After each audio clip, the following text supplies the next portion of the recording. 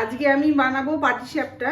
তার জন্য আমি নিয়ে নিয়েছি এই কাপের 1 কাপ ময়দা, এটা এর মধ্যে দিয়ে দিয়েছি। এবার দেব হাফ কাপ সুজি, আর আমি প্রয়োজন মতো দুধ দেব। নাড়তে হবে।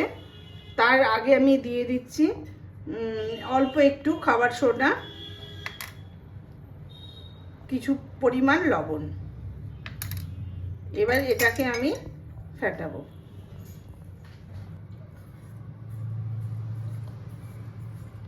ব্যাটারটা আমার গোলা হয়ে গেছে, এই যে ঠিক এরকম হয়েছে। এবার আমি এটাকে ঢেকে রাখবো, আধ ঘন্টা ঢাকা থাকবে। এবার আমি পুর বানাবো। তার জন্য কি কি নিয়েছি দেখো। এখানে নিয়েছি ছানা, আমি ছানা দিয়ে পুরটা বানাবো।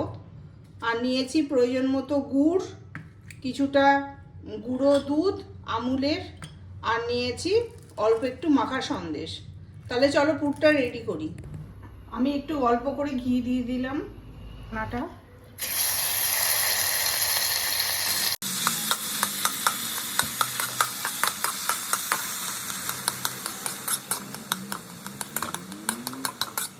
এবার দিয়ে দিলাম গুড়।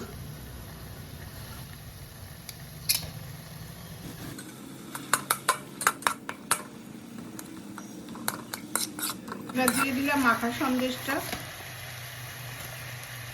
এবার এর সাথে মিশিয়ে দেব।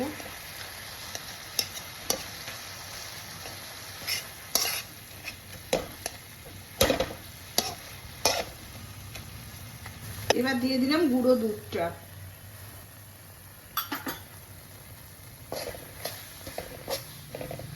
এটা সম্পূর্ণই আমি করলাম লো ফ্লেমে। এই পুর রেডি হয়ে গেছে।